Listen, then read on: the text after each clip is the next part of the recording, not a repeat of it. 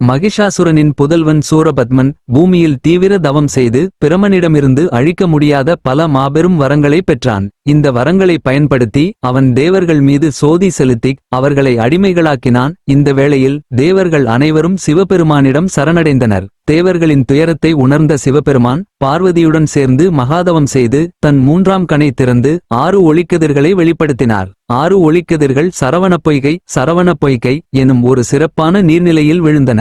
அவற்றிலிருந்து 6 அழகிய குழந்தைகள் பிறந்தன.